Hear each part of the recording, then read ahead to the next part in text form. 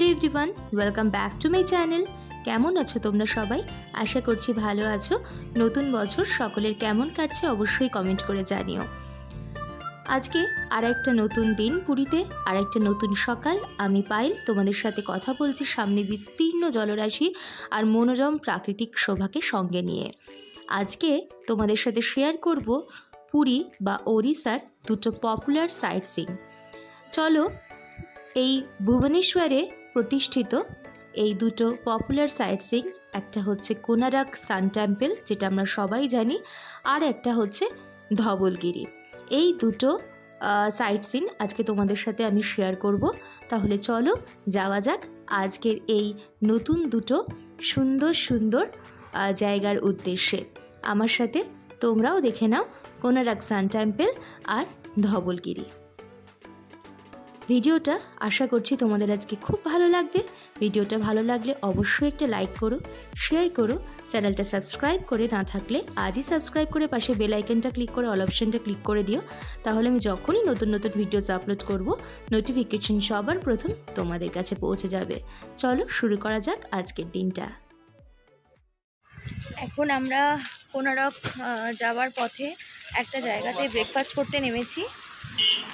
সবাই মিলে আজকে আমরা আসিনি, আমি, দাদু, কুট্টি আর ভাই, আমরা এই চারজনে মিলেই এসেছি।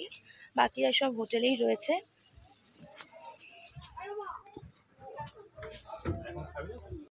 আমরা নিয়েছি ধোসা, ভাই আর আমি নিচ্ছি ধোসা, প্লেন ধোসা।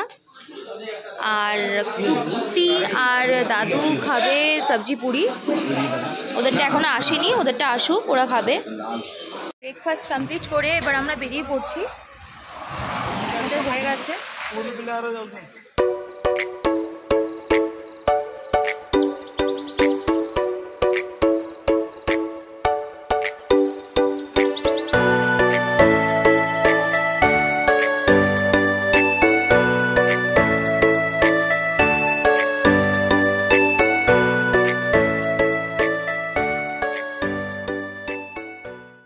এসে গেছি চন্দ্রভাগা বিচে। ওই যে সামনে সমুদ্র।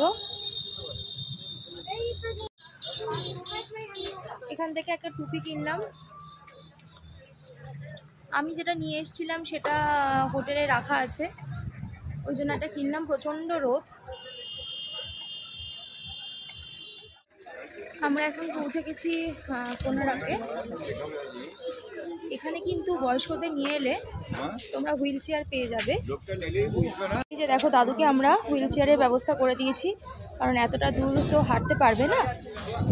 আর ওনারা নিজেরাই দায়িত্ব নিয়ে পুরো কোনারক টেম্পল ঘুরিয়ে আবার জায়গাতে পার্কিংয়ের সামনে এনে দেবে। 450 রুপিস করে প্রাইস পড়ছে এটার।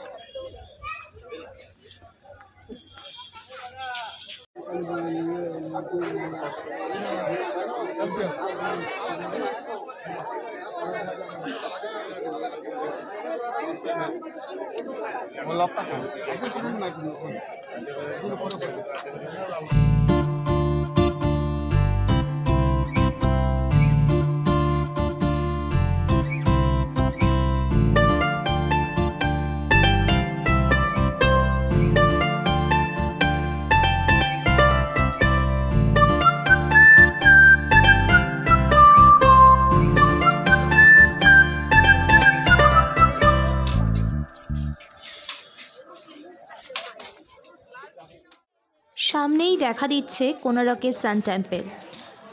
তোমাদের কিন্তু এন্ট্রি ফিস যে টিকিটটা কাটা হচ্ছে সেই টিকিটের লাইন কিন্তু এখানে এরকমভাবে পরপর সারি বেঁধে রাখা রয়েছে। সিনিয়র সিটিজেনদের জন্য আলাদা গেট অবশ্যই রয়েছে, কোনো রকম কোনো সমস্যা হবার কথাই নয়।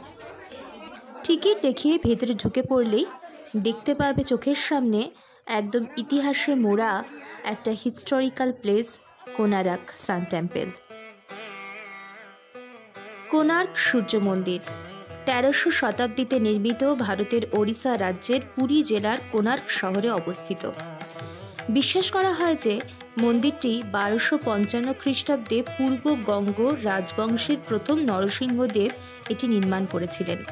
মন্দির কমপ্লেক্সটি একটি বিশাল রথের আকৃতিতে তৈরি করা হয়েছে। কাঠামোর একটি প্রধান অংশ এখনও ধ্বংসাবশেষ। অপূর্ব আর্কিটেক্ট এবং কারিগরির এখানে প্রমাণ আপনারা প্রত্যেকটা দেওয়ালের প্রতিটা কোণাতে পেয়ে যাবেন।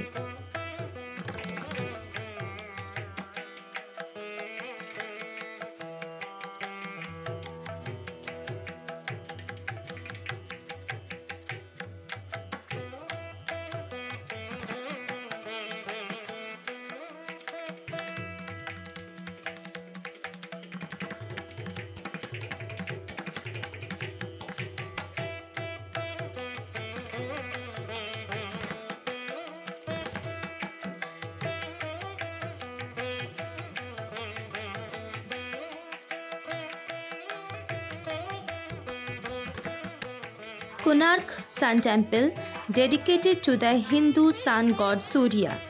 What remains of the temple complex has the appearance of a 100-foot high chariot with immense wheels and horses, all carved from stone, once over 200 feet height.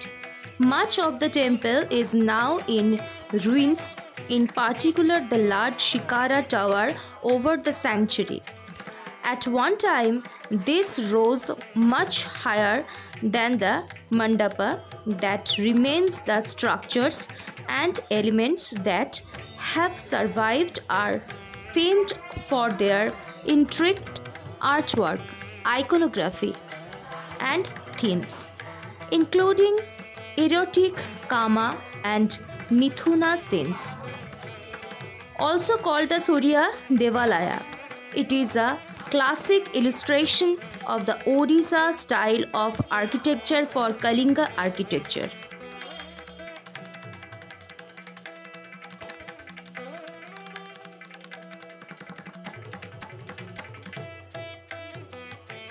Konark Sun Temple is depicted on the reverse side of the Indian currency note of 10 rupees to signify its importance to Indian culture heritage.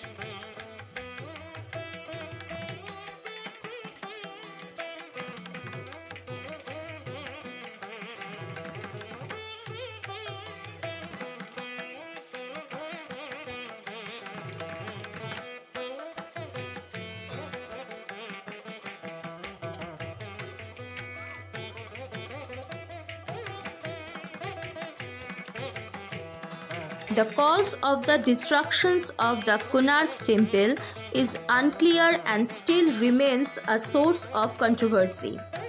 Theories range from natural damage to deliberate destructions of the temple in the course of being sacked several times by Muslim armies between the 15th and 17th century. This temple was called the Black Pagoda in European sailor accounts as early as 1676 because it looked like a great tired tower which appeared black. Similarly, the Jagannath temple in Puri was called the White Pagoda. Both temples served as important landmark for sailors in the Bay of Bengal. The temple that exists today was partially restored by the conservation efforts of British India era archaeological team declared a UNESCO World Heritage Site in 1984. It remains a major pilgrimage site for Hindus who gather here every year for the Chandrabhaga Mela around the month of February.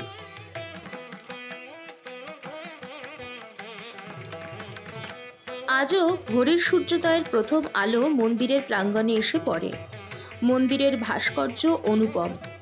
বেদি থেকে শুরু করে চূড়া পর্যন্ত প্রতি ইঞ্চি জায়গায় পাথরের ভাস্কর্য ও কারুকার্য রয়েছে।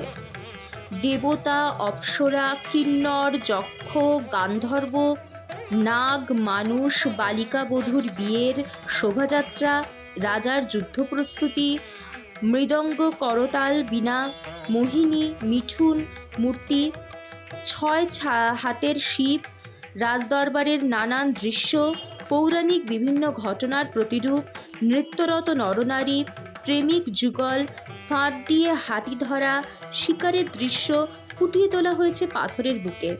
মূর্তিগুলোর মানবিক আবেদন, নিখুঁত গড়ন, লীলায়িত ভঙ্গি শিল্পকলার চরম উৎকর্ষের নিদর্শন। মন্দিরের তোরণে মানুষের মূর্তি শায়িত, সিংহ শক্তি অর্থাৎ ক্ষমতার প্রতীক এবং হাতি কিংবা সম্পদের প্রতীক এদের মাঝে পিষে মরছে মানুষ। এই সমস্ত কিছু দেখতে পারবে কোণার্ক সান টেম্পেলে এলেই।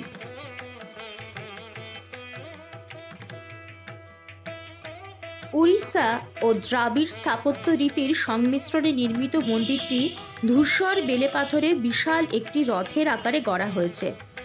সমুদ্র থেকে উঠে আসা সূর্যদেবের বিশাল রথ, তার সামনে রয়েছে 7 জোড়া ঘোড়া। 7টি ঘোড়া মানে সপ্তাহের 7 দিন। 12 জোড়া বিশাল চাকার ওপর পুরো মন্দিরটি নির্মিত। 24টি চাকা মানে 24 পক্ষ। চাকার কারুকার্য দর্শকের জন্য একটি প্রধান আকর্ষণ। প্রতিটি চাকা এক একটি সূর্য ঘড়ি। চাকার ভেতরের দাঁড়গুলো সূর্য ঘড়ির সময়ের কাঁটা। 8টি দাড়ি মানে অষ্টপ্রহর। এখনও নিখুঁতভাবে সময় জানা যায় এই সূর্য ঘড়ির সাহায্যে। মন্দিরের প্রবেশ পথেই রয়েছে বিশাল 2টি সিংহের মূর্তি, যারা লড়াই করছেন 2টি রণহস্তির সঙ্গে। এছাড়া রয়েছে নৃত্যকক্ষ, ছায়াদেবীর মন্দির ও মায়া মন্দির। প্রতি বছর ডিসেম্বর মাসে মন্দির প্রাঙ্গণে বসে ডান্স ফেস্টিভ্যাল। সেই সময় বহু দূর থেকে ছুটে আসেন বহু নৃত্যপ্রেমী মানুষজন। কোণার্ক দর্শন করে আমরা বেরিয়ে পড়ছি। এবার আমরা যাব নেক্সট ডেস্টিনেশনে, ধবলগিরিতে মেবি এখন যাব।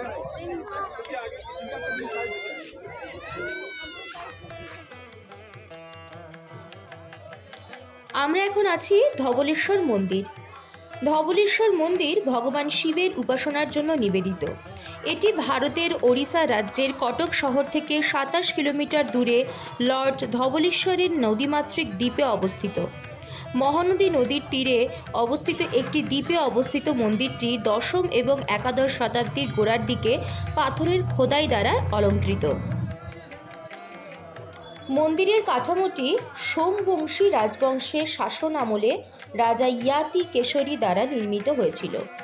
বর্তমান দিনের মন্দিরটি আজগর রাজ্যের শাসকদের দ্বারা সংস্কার ও মেরামত করা হয়েছিল। কার্তিকা মাসের শুক্লপক্ষের চতুর্দশীতে বড় মেলা বসে, যাকে বলা হয় বদ ওষা।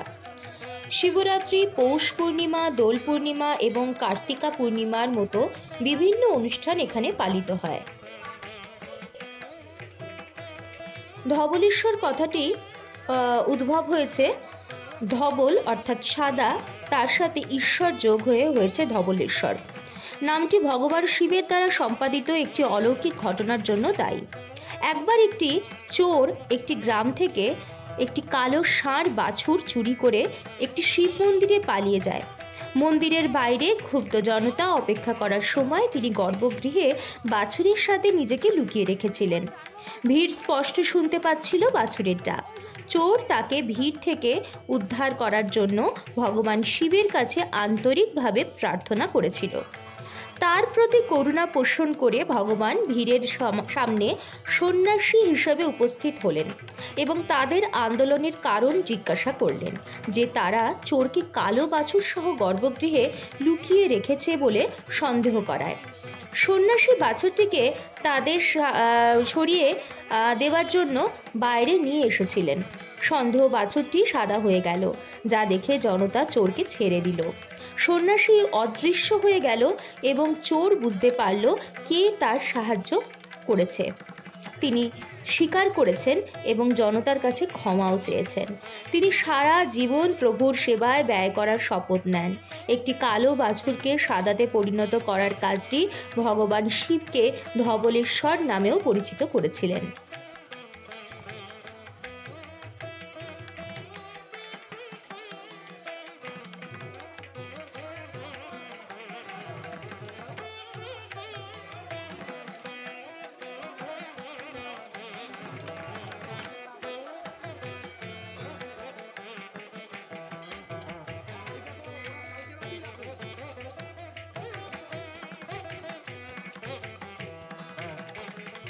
এখন আমরা আছি ধৌলি শান্তি স্তূপা, যেটা ধবলগিরি শান্তি স্তূপা নামেও পরিচিত।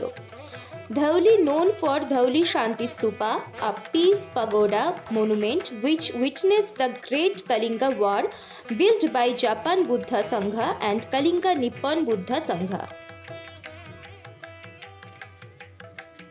এই পুরো শ্বেত বর্ণের এই সাদা রঙের এই মনুমেন্ট যেটা দাঁড়িয়ে রয়েছে আপনাদের চোখের সামনে দেখতে পাচ্ছেন, এটা আপনার দৃষ্টিকে আকর্ষণ করবে এবং চোখকে ভীষণভাবেই আরাম দেবে।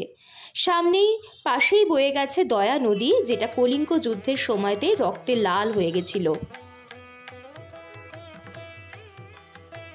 সাদা হচ্ছে শান্তির প্রতীক এবং এই সাদা এই ধবলগিরির যে শান্তি স্তূপা, সেই শান্তি স্তূপাতে চারিদিকে দেওয়ালে বিভিন্ন রকমের আঁকিবুকি, বিভিন্ন রকমের অলংকার আপনারা নিশ্চয়ই দেখতে পাচ্ছেন। বিভিন্ন রকমের কারুকার্য কিন্তু নজরে পড়বে এবং শায়িত বুদ্ধের মূর্তি এবং ধ্যানরত বুদ্ধের মূর্তিও কিন্তু এখানে এলেই আপনারা দেখতে পারবেন। এই গোল্ডেন কালারের এই সোনালি রঙের সিংহগুলো কিন্তু ভীষণভাবেই আকর্ষণ করছে। দেখুন শায়িত বুদ্ধের মূর্তি কি সুন্দর, স্নিগ্ধ এবং শান্তির প্রতীক হিসেবে এখানে বার্তা বহন করে।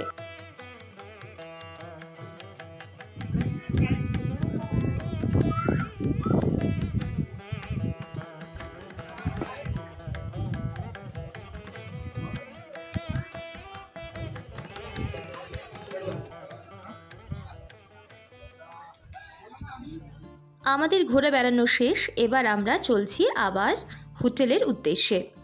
আজকে আবার কুট্টি, দাদু, দিমা, ভাই, কুট্টিমানি সবাই মিলে আজকে আবার কলকাতায় ব্যাক করছে। ওদের আজকে রাতেই ট্রেন আছে, তাই তাড়াতাড়ি হোটেলে যাওয়া যাক। আর আজকের ভিডিওটাও আমি এই অবধিই রাখছি। ভিডিওটা ভালো লাগলে লাইক করো, শেয়ার করো, চ্যানেলটা সাবস্ক্রাইব করে পাশে থেকো। বাই।